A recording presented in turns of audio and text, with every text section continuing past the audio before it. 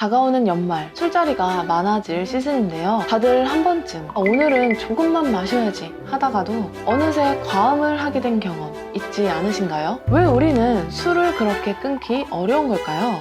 안녕하세요. 오늘은 제이슨 베일의 책 술의 배신에 대해 함께 이야기해보려고 합니다. 오늘 소개할 이 책을 통해 우리가 술에 대해 잘못 알고 있는 것들 그리고 술의 진짜 모습에 대해 함께 이야기해보려고 합니다. 술 이야기를 하니까 오늘은 저도 와인 한 잔을 함께 곁들여 보려고 합니다. 오늘 함께할 와인은 그랑사노레 더현대에서 구매했고요. 이렇게 와인을 따랐습니다. 그리고 안주도 이렇게 준비했습니다.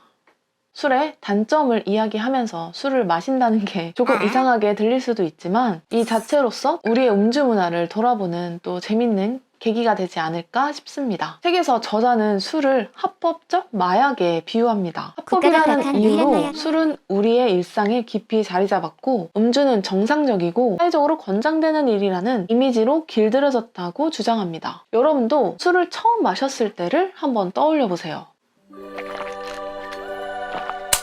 대부분은 아마 쓴맛과 독한 향에 왜 이런 걸 마실까 하는 생각이 들었을 겁니다. 저 또한 처음 술을 마셨을 때 그런 생각이 들었는데요. 그런데도 우리는 왜 계속 술을 마시게 되는 걸까요? 저자는 사람들이 술을 맛으로 즐긴다고 생각하는 건 착각이라고 합니다. 술의 독한 맛에 익숙해지기보다는 단지 알코올에 대한 내성을 키우며 억지로 적응해 간다는 거죠. 사실 저는 술에 대한 맛을 잘 몰라요. 술을 맛으로 즐긴다기보다는 술이 주는 기분 좋은 나른함 때문에 술을 마실 때가 많습니다. 술을 먹게 되면 일단 긴장감이 풀리고 자신감과 용기가 생긴다고 생각하잖아요. 그래서 가끔은 이제 술의 힘을 빌려서 뭐 고백을 한다거나 속 얘기를 꺼낸다거나 그건 하거든요. 근데 저자는 이 감정조차 사실은 착각일 수 있다는 이야기를 합니다. 사실은 우리가 스트레스를 풀려고 찾았던 술, 용기와 자신감을 준다고 믿었던 그 술은 진정한 스트레스 해소제나 용기 부여자가 아니라는 것입니다. 실제로 우리가 음주를 했을 때는 저혈당과 탈수를 유발하고 간과 뇌에 과부하를 걸며 진정한 긴장 해소가 아니라 순간적인 마비 상태를 제공한다고 합니다. 그러면서 사람들은 술이 주는 즐거움과 사교성이라는 사회적 세뇌로 인해 술을 포기하지 못한다고 합니다. 저도 그런 생각을 해본 적이 있어요. 술 없이 사람들과 어울린다면 과연 무슨 재미가 있을까? 대부분 사람들과의 약속이 이제 술자리가 잦다 보니까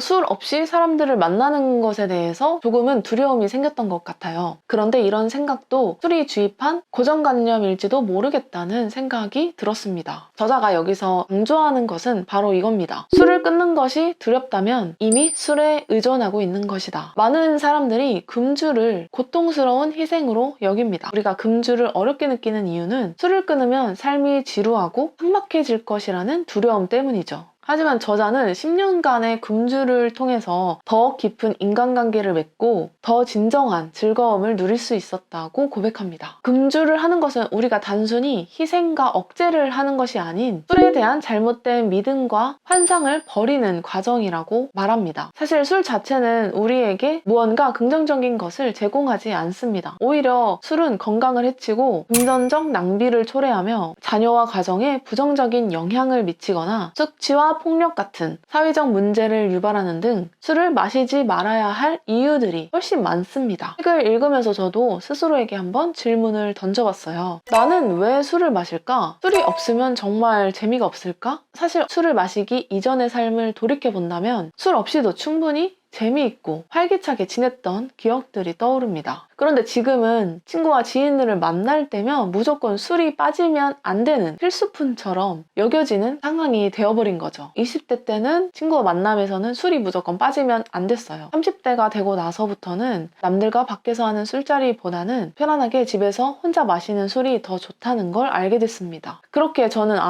또 술이 주는 즐거움을 놓지는 못하겠더라고요. 적정량의 음주는 심리적 만족감을 높이고 사회적 유대감을 강화할 수 있다는 연구도 있습니다. 문제는 과음과 중독, 그리고 술을 당연시 권하는 그런 문화에 문제가 있지 않을까요? 저도 이 책을 읽고 나면 금주를 한번 해봐야겠다 라는 생각이 들 것 같았는데 책을 읽고 금주를 해야겠다 라는 생각까지는 들지는 않았습니다. 하지만 술에 대해서 좀 더 깊이 있게 생각해보는 계기가 되었어요. 이제 술을 마시니까 술이 살짝씩 올라오는데 술은 확실하게 이성적인 생각을 마비시키는 건 맞는 것 같아요.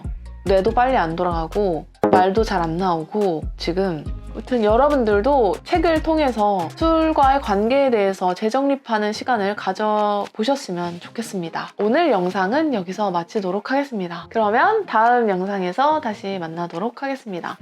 안녕.